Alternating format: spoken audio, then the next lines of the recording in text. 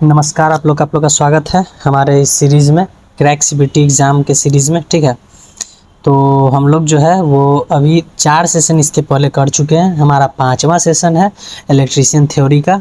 इसमें आप लोग को कोई दिक्कत नहीं होगा, जो हम लोग का नीमी पीडीएफ से हम लोग कर रहे हैं, और ये 100% गारंटी है कि नीमी ही पीडीएफ से आपका क्वेश्चन आएगा, इसमें नो डाउट है। ठीक है, और जिन बच्चों को 90% से प्लस लाना है, हम ये 150 नंबर की बात कर रहे हैं कि ये 150 नंबर का जो पूछता है एग्ज़ाम में, 150 नंबर का जो हम लोग का मेरिट का रहता है।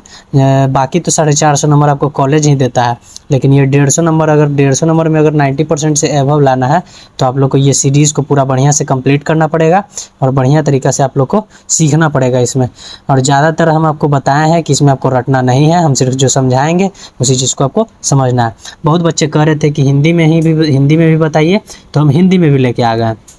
तो चलिए 41 नंबर हम लोग क्वेश्चन देखते हैं। What is the function of split ring in DC generator. बोल रहा है कि स्प्लिटरिंग का फंक्शन बताना है। ठीक है, स्प्लिटरिंग का फंक्शन बताना है डीसी जनरेटर में। तो ये क्वेश्चन पहले भी आ चुका है। स्प्लिटरिंग का फंक्शन क्या होता है, स्प्लिटरिंग पहले जान जाइए कि आप लोग क्या होता है। देखिए, एक ये हो गया आपका पोल हो गया, और आप देखिए आज हम देखिए आप लोग को बहुत बढ़िया चीज़ बताने वाले हैं, तो बहुत ध्यान से आप लोग को क्लास को देखना। और ये देखिए बीच में क्या हो गया, आर्मेचर हो गया। आर्मेचर से ही कनेक्टेड रहता है ये वाला रॉड, और इधर एक घुमाने वाला रॉड रहता है, और ये एक आपका जो घूमता है वो रहता है। ठीक है, एक घुमाने वाला रहता है जिसको हाथ से आप लोग घुमाते हैं, एक घूमते रहता है साइड में, जहाँ पर एक ब्रश लगा हुआ रहता है। ये अंदर में ही रहता है, ये बाहर नहीं निकलता है ये वाला। ठीक है, ये बाहर आपका निकला हुआ रहता है। स्प्लिटरिंग यहाँ पर एक ब्रश रहता है, यही ब्रश जो रहता है स्प्लिटरिंग से इंटर कनेक्टेड रहता है। ठीक ना, ये कैसे कनेक्टेड रहता है सो देखिएगा आप लोग, ये इस तरीक़ा से कनेक्टेड रहता है। ठीक है, रुकिए हम आपको जूम करके इसको बढ़िया से आपको दिखा देते हैं। मान लीजिए ये रॉड है, पूरा रॉड है। उसके बाद देखिए ये आपको रहता है विभक्त विलय जिसको कहते हैं। ठीक है, इस तरीक़ा से आपको कनेक्टेड रहता है, विभक्त विलय इसको कहते हैं। ठीक है, स्प्लिटरिंग को क्या कहते हैं हिंदी में, विभक्त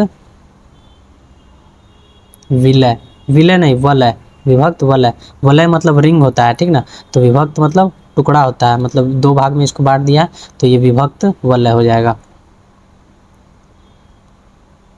समझिएगा आप लोग, विभक्त वलय का, तो इसी का काम पूछ रहा है। तो ये क्वेश्चन पहले आ चुका था, हम आप लोग को बताए थे कि यहाँ पर ये लगा हुआ रहता है। ठीक है, ब्रश के पास ये विभक्त वलय लगा हुआ रहता है। तो यही पूछ रहा है कि इसका काम क्या रहता था, हम आप लोग को बताए थे। अगर जनरेटर रहेगा तो जनरेटर अंदर में ईएमएफ बनाता है, और ये एक दिशा में ये अपने और एक मतलब सारा धारा को क्या करता है, सारा ईएमएफ को अपने पास में ले लेता है, और लेने के बाद बाहर एक तरफा छोड़ता है। और अगर मोटर रहा तो मोटर क्या करता है, ईएमएफ को क्या करता है, इसको देता है, या करंट को इसको देता है। और ये एक दिशा से ही आर्मेचर को, मतलब एक दिशीय करके यूनिडायरेक्शनल मतलब बिना फैलाए हुए आर्मेचर को देता है, और आर्मेचर नचता है। कोई दिक्कत? तो इसका आंसर क्या हो जाएगा, collects the output from alternator conductors. एक सेकेंड,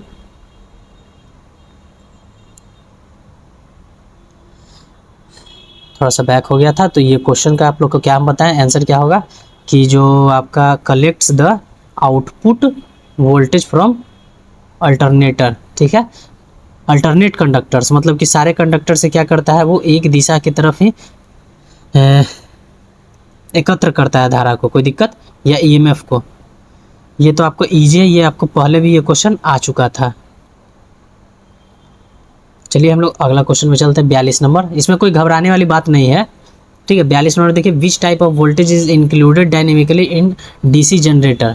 अब बोल रहा है कि डीसी जनरेटर में, ठीक है, गतिशील रूप से जो वोल्टेज प्रेरित होता है, ठीक ना, उसको हम लोग थोड़ा सा हिंदी जो यहाँ पर क्या है ना, मात्रा या आप लोग को मिस्टेक लग रहा होगा, तो कोई दिक्कत नहीं है। ये मिस्टेक पे आप लोग नहीं देखिएगा कि हाँ ये गलती लिख दी है हिंदी में। इसलिए हम आप लोग को बोलते हैं कि इंग्लिश में क्या करता है, इंग्लिश में ईजी रहता है और आसान भी रहता है और सही भी दिया हुआ रहता है। जैसे कि अगर मान लीजिए कोई एग्जाम में आप लोग बैठे हुए, ठीक है, और वहाँ हिंदी दिया हुआ है और एक क्या दिया हुआ है, इंग्लिश दिया हुआ है, तो ये दोनों में से जो प्रायोरिटी है ना, इन दोनों लैंग्वेजेस में से आपको प्रायोरिटी जो है वो इंग्लिश को ही देता है। हिंदी में तो बच्चा लोग समझता है, लेकिन इंग्लिश अगर मान लीजिए हिंदी में अगर गलती दिया हुआ तो हिंदी को ना मान के वो क्या करता है, इंग्लिश को ही सही मानता है। ठीक है, तो बोल रहा है कि इंक्लूडेड डायनेमिकली, गतिशील रूप से जो हमारा वोल्टेज मिलता है उसको हम लोग क्या कहते हैं। या डायनेमिकली मतलब एक गतिशील भी होता है और एक मतलब इधर उधर से करने का मतलब। अब देखिए एसी करंट इसका आंसर होगा। देखिए क्या हम आपको बताते हैं कि कैसे होगा।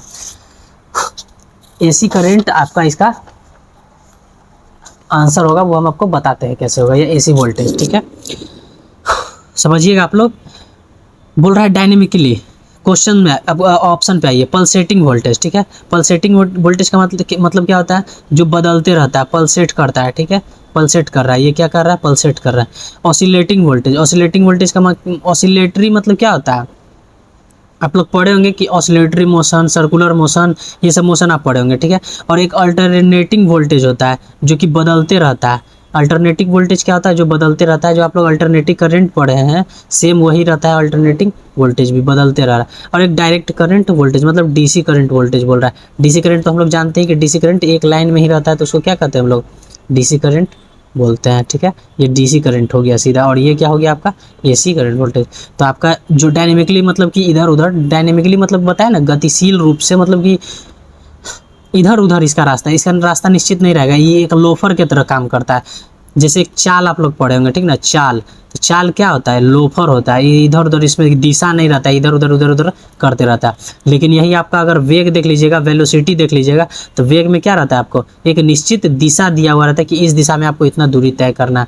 तो इसका आंसर क्या हो जाएगा, अल्टरनेटिंग वोल्टेज गतिशील रूप से यही उत्पन्न होता है।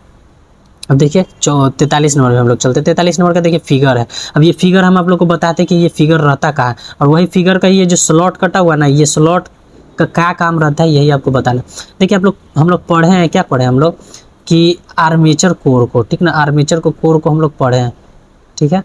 थोड़ा सा हम टूटा फूटा में बना देते हैं आप लोग स्लॉट, आप लोग बढ़िया से आप लोग सिर्फ इसको पिक्चर आप लोग बनाइएगा, ठीक है। देखिए मान लीजिए कि एक स्लॉट है, मान लीजिए ना, मानने में क्या है, ठीक है। ये जो स्लॉट है, और ये स्लॉट के ये 3D हम नहीं बना पाएंगे यहाँ पर, क्योंकि 3D तो बोर्ड है नहीं। अब देखिए ये स्लॉट जो है यहाँ पर क्या करता है, शाफ्ट पे ये शाफ्ट पे क्या रहता है, ये कनेक्टेड रहता है। अब ये शाफ्ट पे जब ये कनेक्टेड रहता है, ये जो आपका आर्मेचर कोर है, और ये जब शाफ्ट से कनेक्टेड रहता है, तो सीधा तो ये रखा नहीं होगा, ये जरूर कुछ ना कुछ चीज़ से क्या रहता है, शाफ्ट से यहाँ पर कनेक्टेड रहता है। देखिए हम यहाँ कलर चेंज करके आपको दिखा के बताते हैं। शाफ्ट पे ये क्या रहता है, कुछ ना कुछ चीज़ से जरूर कनेक्टेड रहता होगा, और यही कनेक्शन जो है वो बताना है आपको कि किस चीज़ से वो कनेक्टेड रहता है, ठीक है। तो यही जो है ना, ये कनेक्टेड जानते हैं किससे रहता है, वो एक्स जो ये लिखा हुआ है, जो स्लॉट कटा हुआ है, इससे कनेक्टेड रहता है। तो इसी का आपका नाम पूछ रहा है क्या है। तो देखिए ये नाम क्या है, ये नहीं, स्लॉट तो है ठीक है कटा हुआ, लेकिन इसका काम क्या रहता है, वही तो ये फिक्स करने के लिए इसका काम रहता है। तो क्या रहता है, टू फिक्स द कीवे। कीवे मतलब कि ये कुंजी बना हुआ रहता है, मतलब कि ये जैसे कि ताला होता है, एक ताला होता है, इसमें एक छेद रहता है, ठीक ना, ताला में, और वही इसमें एक चाबी लगा देते हैं, तो ये फिक्स हो गया एक तरीके से। फिर इसको घुमा के फिर इसको खोल लेते हैं ताला को। वही चीज़ कह रहा है कि ये फिक्स किया हुआ रहता है, और ये कीवे मतलब ये फिक्स काम कर, इसका काम क्या रहता है, फिक्स करना, और ये कीवे एक शॉर्ट इसका नाम दे दिया, ठीक ना, ठीक तरीके से ठीक करना, इसका दिया हुआ हिंदी में, कुंजी को ठीक तरीके से करना। तो यही चीज़ आपका 44 नंबर देखिए। 44 नंबर में क्या है आपका, बोल रहा है कि what is the purpose of field coils in DC generator. अब बोल रहा है कि फील्ड कॉइल, देखिए पहले तो आपको समझिए कि डीसी जनरेटर में फील्ड कॉइल रहता कहाँ है, ठीक है। तो देखिए डीसी जनरेटर का बहुत सारा प्रकार है, एक सेल्फ होता है, ठीक ना, एक सेल्फ एक्साइटेड रहता है, और एक सेपरेटली एक्साइटेड रहता है। सेल्फ में भी होता है क्या, शंट रहेगा, सेल्फ में भी क्या रहता है, शंट रहता है, सीरीज रहता है, डिफरेंशियल रहता है, फिर उसके बाद कम्युलेटिव रहता है, डिफरेंशियल कम्युलेटिव, इन 4-5 तरीका का रहता है, ठीक ना। तो बोल रहा है कि यही सब में से बताना है फील्ड कॉइल इस सब में कहाँ लगा हुआ रहता है। तो हम बता देते हैं आपको, जो इसका फील्ड कॉइल रहता है वो कहाँ रहता है, पोल पे रहता है। कहाँ रहता है, इसका पोल पे रहता है। मान लीजिए कि ये क्या है, बीच में आर्मेचर है, और ये सब इसका क्या है, पोल है, और यही सब पोल में इसका क्या रहता है, फील्ड वाइंडिंग दिया हुआ रहता है। ये फील्ड वाइंडिंग का काम क्या रहता है, ये आप लोग बताइएगा हमको, ठीक ना। ये फील्ड वाइंडिंग का काम क्या रहता है, देखिए बहुत बच्चा को कन्फ्यूजन होगा ना कि ये बताइए, तो अगर ये पोल है, इस पे वाइंडिंग क्या हो रहता है, तो पोल और मैग्नेट में ही बहुत बच्चों को अंतर नहीं पता है कि पोल है, और मान लीजिए कि यहाँ पर हम आपको लिखते हैं 2 चीज़, ठीक है। ये आप लोग कल अंतर हमको बताइएगा कल के क्लास में कि पोल और जो है मैग्नेट, या आज के जो बच्चे को पता है कि आज ही वो बता सकते हैं, आज के कमेंट ही, आज के ही वीडियो में कमेंट करके, ठीक है। तो पोल और मैग्नेट में हम ये क्वेश्चन कल आप लोग से जरूर पूछेंगे, ठीक ना। इसका आप लोग का आंसर हमको बताना है, पोल और मैग्नेट में क्या अंतर है ये आपको बताना है। फिलहाल देखिए हम बता दिए कि आपको फील्ड वाइंडिंग कहाँ रहता है, पोल पे रहता है, और जो आपका शंट वाइंडिंग रहता है, ये मान लीजिए कि आपका ये पूरा तरीका से ये कवर किया हुआ है, ठीक है, ये क्या है, योक है। और इसका जो शंट रहता है, शंट वाइंडिंग, वो कहाँ रहता है, स्टेटर पे रहता है। ये जो स्टेटर लगा हुआ रहता है बाहर, इसके ऊपर पिक्चर आएगा तो हम आपको बताएंगे। इसी पे कहाँ रहता है इसका, इसी पे इसका स्टेटर मतलब शंट वाइंडिंग किया हुआ रहता है, ठीक है। तो इसका काम क्या रहता है, तो मैग्नेटाइज करता है। ये क्या करता है, मैग्नेटाइज करता है पोल को। जो पोल रहता है ना, इसको मैग्नेटाइज करता है ताकि इसका जो फ्लक्स है, लिख लीजिएगा एक पॉइंट आप लोग, क्यों मैग्नेटाइज करता है, तो पोल जो है, पोल फ्लक्स अच्छा से दे पाए, ठीक ना, गुड तरीका से दे पाए, इसलिए इसको क्या करता है, मैग्नेटाइज करता है। तो लिखा होगा आपको to magnetize the poles to produce coil flux, ठीक है। तो हम आंसर इसका क्या हो जाएगा, सी हो जाएगा। चलिए क्वेश्चन हम लोग आज 45 पे चलते हैं। जल्दी जल्दी खींचेंगे और बढ़िया तरीका से याद करके, ऐसा नहीं कि फालतू में ऐसे ही ऐसे घींचते रह रहे हैं। और देखिए, which metal is use to make pole core of large DC generator machines. बोल रहा है पोल कोर बनाने के लिए। हम बताए थे आपको कि जो पोल है, समझिएगा आप लोग, 3 चीज़ हम आपको बताएंगे। ये क्वेश्चन है और ये क्वेश्चन आपको बार बार बहुत जगह से बार बार पूछेगा आपसे, ठीक ना। एक तो आपको पोल हो गया, ठीक है, एक आपका पोल हो गया कि पोल किस मटेरियल से बना हुआ रहता है। उसके बाद आपसे पूछेगा कि योक क्या है, योक किस मटेरियल से बना रहता है, ठीक है। तीसरा आपसे पूछेगा कि आर्मेचर, क्या पूछेगा, आर्मेचर किस मटेरियल से बना रहता है। तो देखिए, पोल रहेगा ना, तो बताना है आपको कि कास्ट स्टील से बना हुआ रहता है।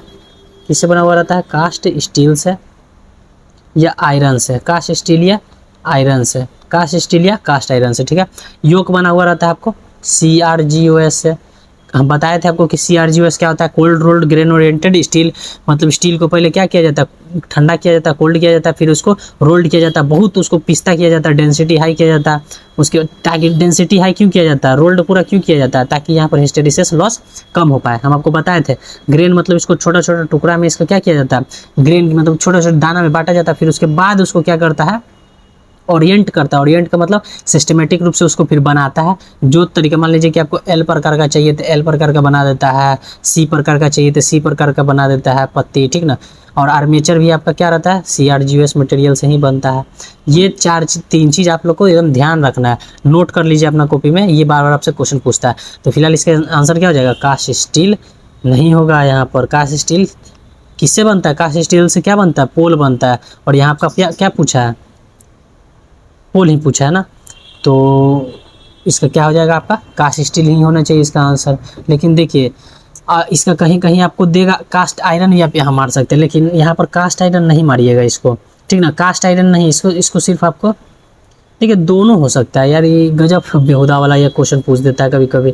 देखिए, ऑप्शन नंबर बी भी आपको बहुत जगह देगा, ऑप्शन नंबर सी भी देगा, तो आप यहाँ पर क्या मारिएगा, स्टेनलेस स्टील। तो आप लोग को पता चल गया कि स्टेनलेस स्टील हम लोग क्या, Fe मतलब कि लोहा और क्रोमियम और लोहा और क्या, किस चीज़ से, मैग्नीज से, ठीक ना।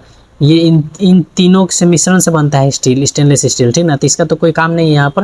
लेकिन देखिए, ये बेहुदा वाला क्वेश्चन हो गया ना, क्वेश्चन बेहुदा वाला नहीं, ऑप्शन ये गलती नहीं, एक तरीके से आपको भटकाने के लिए कह रहा है कि कास्ट आयरन और कास्ट स्टील दोनों होगा इसका आंसर। लेकिन आपका नियमित जो है ना, वो कास्ट स्टील ही दिया हुआ है, तो इसमें कन्फ्यूज़ नहीं होइए आप लोग।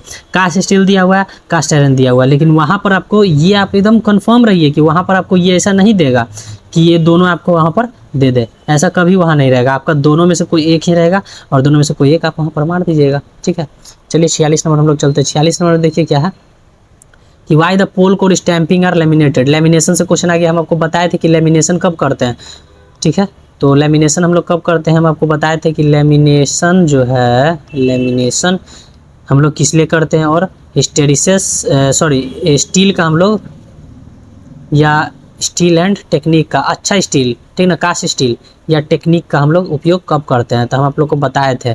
तो बताइए लेमिनेशन का यूज़ हम लोग क्यों करते हैं, तो एडी करंट लॉस कम करने के लिए, ठीक ना, एडी करंट कम करने के लिए, उसके बाद ये हिस्टेरिसिस लॉस कम करने के लिए। ये आप लोग बढ़िया तरीके से इसको लिख लीजिएगा, हम पहले भी आपको लिखवा चुके हैं, लिखने का कोई ज़रूरत नहीं, याद ही रहेगा। हम आपको बताए भी थे कि ईडी करंट को आप कैसे ये कर सकते हैं, फील कर सकते हैं कि कैसे ये लॉस होता होगा।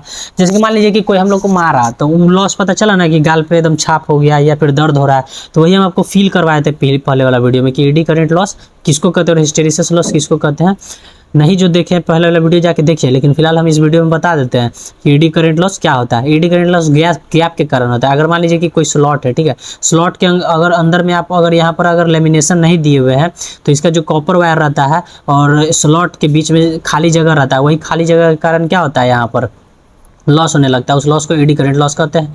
उसके बाद हिस्टेरिसिस लॉस, जो मटेरियल बनाते हैं हम लोग स्टील का, और इसका जो अंदर का अणु रहता है, ठीक ना, अणु स्टील का, जैसे कोई पदार्थ तो परमाणु से मिलकर बना ही हुआ है, अणु से मिलकर बना ही हुआ है, तो वही अणु के जो अंतराणु का स्थान जो रहता है अगर वो ज़्यादा रहे तब वो क्या बन जाता है, तब वो उसके कारण क्या होता है, हिस्टेरिसिस लॉस। इसीलिए तो आप लोग पढ़े हैं कि CRGOS मटेरियल का यूज़ करते हैं, क्या था ये, कोल्ड रोल ग्रेनुलेटेड स्टील का।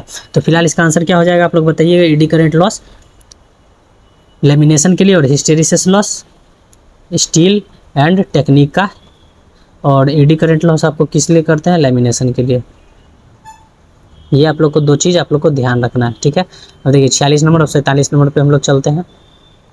बोल रहा है which type of DC generator is used for electroplating. अब बोल रहा है कि इलेक्ट्रोप्लेटिंग में हम लोग किस पदार्थ का उपयोग करते हैं, पदार्थ नहीं किस जनरेटर का उपयोग करते हैं ये, ठीक है। इसमें हम लोग शंट जनरेटर का यूज़ करते हैं, ये आप लोग को नहीं पता होगा, हम बताते हैं तब आपको याद रहेगा, ठीक है। शंट जनरेटर का हम लोग यूज़ करते हैं। क्यों यूज़ करते हैं, इसका विशेषता क्या क्या है कि ये सेल्फ एक्साइटेड हो जाता है। पहले तो ये सेल्फ एक्साइटेड होता है। अब सेल्फ एक्साइटेड बहुत बच्चों को दिक्कत हो रहा है कि आखिर सेल्फ एक्साइटेड मतलब क्या होता है। जैसे सेल्फ एक्साइटेड तब होता है ना जो जनरेटर, जब उसमें रेजिडुअल मैग्नेटिज्म पहले से ही रहता है। जैसे जनरेटर को हम लोग ये करते हैं, क्या करते हैं, घुमाते हैं राइट हैंड से, ठीक है। राइट हैंड फ्लेमिंग का राइट हैंड रूल्स है। अब आप लोग को लगता होगा ना कि एक बार घुमाए कस के और फिर वो घूमते घूमते घूमते घूमते घूमते कैसे रहता है, ना उसमें बिजली देते हैं ना उसमें कुछ करते हैं, तो वो आखिर लगातार वो घूमते कैसे रहता है। ये तो आपका क्वेश्चन रहना चाहिए, बेसिक सा क्वेश्चन है। ITI के स्टूडेंट हैं आप लोग टेक्निकल स्टूडेंट, आपको पता तो रहना चाहिए कि मान लीजिए कि जनरेटर अगर हम उसको घुमा रहे हैं, एक बार घुमाए फिर वो घूमते रह रहा है, आखिर ऐसा क्यों होता है, घूमते क्यों रहता है। अब मोटर जैसे कि मोटर को हम लोग EMF देना या करंट उसको देना बंद कर देते तो वो धीरे धीरे बंद हो जाता है, तो ये भी तो बंद हो जाना चाहिए, लेकिन ऐसा क्यों नहीं होता। तो इसी के कारण, क्योंकि वो सेल्फ एक्साइटेड हो जाता है। सेल्फ एक्साइटेड करने का मतलब क्या हुआ भाई, कि उसमें पहले ही से रेजिडुअल मैग्नेटिज्म रहता है। जैसे कि एक बार अगर उसको, फिर मान लीजिए कि पोल है दो, ठीक है, दो पोल है, इसके बीच में आर्मेचर है, इसके बीच क्या रहता है, रेजिडुअल मैग्नेटिज्म रहता है, मतलब थोड़ा सा मैग्नेटिक फील्ड इसमें पहले ही से रहता है। अब एक बार इसको घुमाते हैं ना हम लोग, तो ये मैग्नेट क्या करता है, ऊपर वाले हिस्से को इस साइड में धक्का देता है, और ये मैग्नेट क्या करता है, इस जब इधर आता है तो इस वाले भाग को वो क्या करता है, इधर धक्का देता है, और ये क्या करता है, इधर धक्का देता है। अब लगातार ये क्या करते रहता है, इधर धक्का देते रहता है, इधर धक्का देते रहता है, ये लगातार नचते रहता है। तो यही चीज़ है, और कोई फंडा नहीं है। तो पहला तो नंबर ये सेल्फ एक्साइटेड रहता है। उसके बाद दूसरा जो नंबर है आपको, कि ये कम जो है, मतलब कि कम अगर ये घूमेगा, कहने का मतलब अगर ये धीरे धीरे भी घूम रहा है, अगर कम घूम रहा है, ठीक ना, कम घूमेगा, फिर भी ये क्या करेगा, आपको अच्छा या गुड लिख देते हैं, EMF आपको देता है, ठीक ना, गुड EMF या ज़्यादा EMF देगा, ठीक है। दूसरा पॉइंट हो गया। तीसरा में आप लोग ये भी लिख सकते हैं कि तीसरा में क्या लिख सकते हैं कि ओवरलोड करंट के समय, ठीक है, ओवरलोड जब करंट होता है, ओवरलोड करंट करने का मतलब हम आपको बताते हैं, ओवरलोड जब हो जाता है मतलब जब ज़्यादा EMF क्या होगा, उत्पन्न होने लगेगा, बहुत ज़्यादा EMF उत्पन्न होने लगेगा, ठीक है। तो उस समय क्या करता है, ये आउटपुट वोल्टेज को ये कम कर देता है, मतलब आर्मेचर रिएक्शन हो जाता है, ठीक ना। आउटपुट वोल्टेज क्या करता है, ये कम हो जाता है। क्यों कम कर देता है भाई, ताकि जो हमारा जो बाहरी EMF लगा हुआ है, बाहरी EMF बोल रहे हैं, बाहरी जो उपकरण लगा हुआ है, ठीक ना, बाहरी उपकरण जो हमारा लगा हुआ है वो क्या हो, उसका हानि ना पहुँचे, उसको हानि ना पहुँचे। जैसे मान लीजिए कि कोई 6 ही एम्पियर का है, अब उसको हम लोग दे रहे हैं 10 एम्पियर उसको करंट देने लगे, तो भाई वो क्या होगा, वो गल जाएगा या फिर वो शॉर्ट सर्किट हो जाएगा। तो यही ओवरलोड करंट से ये क्या करता है, शंट जनरेटर आपको मतलब कि रक्षा करता है और आउटपुट वोल्टेज को कम कर देता है। तो 47 नंबर का आपको समझ में आ गया होगा, और बढ़िया तरीके से इसको आपको याद करना है। शंट जनरेटर का ये देखिए, पहले वाला इसका भी आप याद करते हैं, जैसे सीरीज जनरेटर है, ठीक ना। सीरीज जनरेटर का क्या होता है कि शुरू में इसका क्या करता है ना, जितना ज़्यादा लोड रहेगा ना भारी, उतना ही ज़्यादा स्पीड से ही नचेगा। सीरीज जनरेटर का यही है, ठीक है, मतलब जितना ज़्यादा आप लोड दीजिएगा उतना स्पीड में ये घूमेगा। डिफरेंशियल कंपाउंड में हम आपको बताए थे कि जहाँ पर कम यूज करते हैं उसको क्या यूज करते हैं, मतलब कि जहाँ हम लोग को कम यूज करना रहता है, कहने का मतलब कि कम लोड रहता है वहाँ पर। तो डिफरेंशियल कम्युलेटिव में जहाँ ज़्यादा लोड का यूज करते हैं, मतलब कि तुरंत अगर हम लोग को ज़्यादा लोड चाहिए, जैसे कि लिफ्ट तुरंत में हमको वहाँ पर लिफ्ट में बहुत सारा लोग बैठ जाता है, अब उसमें हमको तुरंत ऊपर करना रहता है, तो वहाँ पर हम लोग क्या यूज़ करते हैं वहाँ पर, कम्युलेटिव, ठीक ना।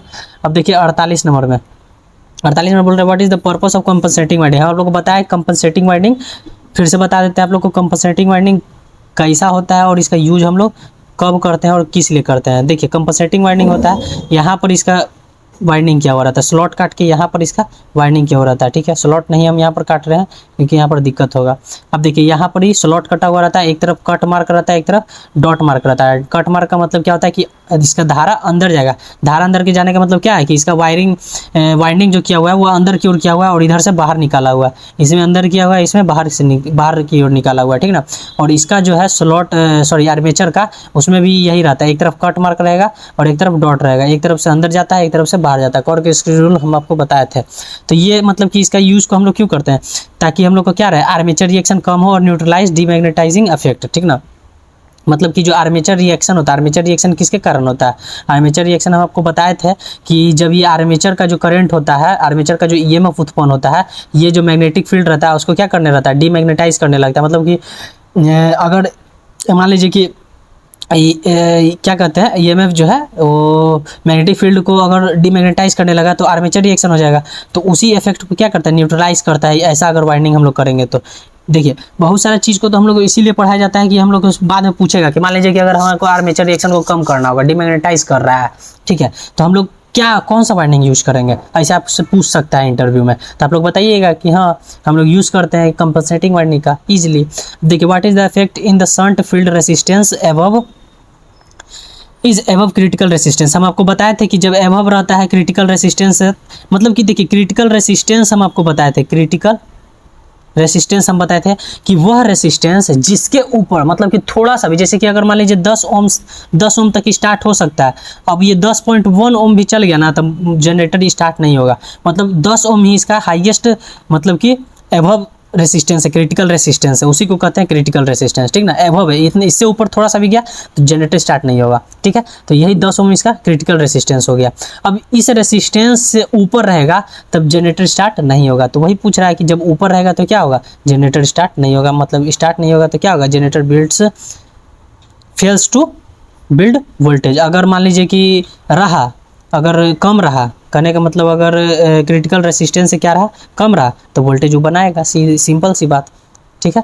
चलिए अब 30 नंबर हम लोग चलते हैं, 30 नहीं 50 नंबर, 30 नंबर बोल रहे थे, ठीक है। 50 नंबर में बोल रहा है what is the effect of armature reaction. Armature reaction का हम बताए थे कि क्या रहता है, तो वोल्टेज क्या कर, आउटपुट वोल्टेज को क्या करता है, डिक्रीज कर देता है। हम आपको बताए थे अभी इसके पहले वाला क्वेश्चन में, फिर से हम बता देते हैं कि क्यों डिक्रीज करता है। अब मान लीजिए कि यहाँ पर आर्मेचर रिएक्शन होता है, ठीक है, आर्मेचर रिएक्शन हुआ, रुक जाइए एक सेकेंड। अब मान लीजिए यहाँ पर आर्मेचर रिएक्शन हुआ है। आर्मेचर रिएक्शन कैसे होता है भाई, तो जब आर्मेचर जो रहता है वो मैग्नेटिक फील्ड को क्या करता है, डीमैग्नेटाइज करने लगता है। कहने का मतलब आर्मेचर का जो ईएमएफ उत्पन्न होता है वो धीरे धीरे इसको क्या करता रहता है, खत्म करने लगता है। मतलब तिरछा रूप से इसको क्या करता है, जब इस पर पड़ता है तो ये मैग्नेटिक फील्ड जो रहता है वो धीरे धीरे कमने लगता है, जिसके कारण आर्मेचर रिएक्शन होता है। अब बताइए आर्मेचर रिएक्शन ही जब ज़्यादा होगा, ठीक है, आर्मेचर जब रिएक्शन ही ज़्यादा होगा, कहने का मतलब आर्मेचर जब है रिएक्ट करने लगेगा मैग्नेटिक फील्ड के साथ, तब मैग्नेटिक फील्ड कम बनेगा। मैग्नेटिक फील्ड कम बनेगा तो उतना धीरे नचेगा आर्मेचर, और उतना धीरे नचेगा तो जितना कम ईएमएफ ये क्या करेगा, उत्पन्न करेगा, ठीक है। मतलब कि डायरेक्टली प्रोपोर्शनल टू, कहने का मतलब speed is directly proportional to क्या हो जाएगा, मतलब कि नंबर ऑफ टर्न नहीं, एन से स्पीड से ही। अब स्पीड जो है वो क्या हो जाएगा, मैग्नेटिक फील्ड पे हुआ डिपेंड। अब मैग्नेटिक फील्ड डिपेंड हुआ ये इससे स्पीड से, और स्पीड डिपेंड हुआ किससे, आउटपुट वोल्टेज से, कि जितना आउटपुट स्पीड से ना चाहिएगा वही वो आउटपुट वोल्टेज उतना ज़्यादा निकलेगा। अब वही बोल रहा है कि आर्मेचर रिएक्शन होता है तो बताइए आउटपुट वोल्टेज क्या होगा, डिक्रीज होने लगेगा, कम होने लगेगा। अगर मान लीजिए कि आउटपुट आर्मेचर रिएक्शन अगर कम होगा तो वोल्टेज क्या हो जाएगा, इसका आउटपुट इंक्रीज करने लगेगा। यही पूछा था आपसे, ठीक है। तो 50 नंबर आज का हम लोग कंप्लीट हो गया। आज की इस वीडियो के लिए हम लोग इतना ही रखते हैं, ठीक है। नेक्स्ट वीडियो 51 नंबर से हम लोग 60 नंबर तक करेंगे। वीडियो अगर आपको पसंद आया होगा तो बढ़िया से आप लोग इसको पढ़िए और वीडियो में बने रहिए बढ़िया से लगातार। जब तक सीरीज़ नहीं देखिएगा आप लोग से नहीं होगा, कम से कम 2-3 आपको पूरा 2-3 बार इसको देखना पड़ेगा, ठीक है, तब तब तक नहीं कुछ होने वाला। हम भी बहुत बार इसको पढ़े, कम से कम 4-5 बार हम भी पढ़े, तब जाके हमको समझ में आया। ऐसा नहीं है कि हमको एक बार में ही समझ में आ गया, ऐसा कोई नहीं है, और किसी को एक बार में नहीं समझ में आता है जब तक वो 4-5 बार नहीं पढ़ता है। देखिए पहला बार पढ़िएगा ना तो आपको जैसे कि 100% आप पढ़ रहे हैं, ठीक है, मान लीजिए कि आप 100% पढ़ रहे हैं, एक सेकेंड, मान लीजिए कि आपका जो सिलेबस है वो क्या है, 100% है। 1 मिनट में हमको समझाते हैं। 100% आपका सिलेबस है। पहला बार पढ़िएगा ना तो आपको 25% समझ में आएगा, अगला बार पढ़िएगा ना तो आपको 50% समझ में आने लगेगा, तीसरा बार पढ़िएगा ना तो आपको 60% समझ में आने लगेगा, ठीक है। उसके बाद 80% समझ में आएगा चौथा बार में। उसके बाद आपको समझने का जरूरत ही क्या है, 80% जब समझ गए तो मेरिट बन जाएगा इतना पे, कोई दिक्कत। तो ये फर्स्ट बार है, फर्स्ट बार में इतना समझ में आएगा, सेकंड बार में इतना समझ में आएगा, थर्ड बार में इतना, और फोर्थ बार में इतना, और बाकी तो आपका फिर मेरिट ही बन जाएगा। तो यही चीज़ है आपको, ठीक है। तो चलिए इस वीडियो के लिए हम लोग इतना ही रखते हैं, तब तक के लिए आप लोग से अलविदा लेते हैं, तब तक के लिए धन्यवाद, जय हिंद।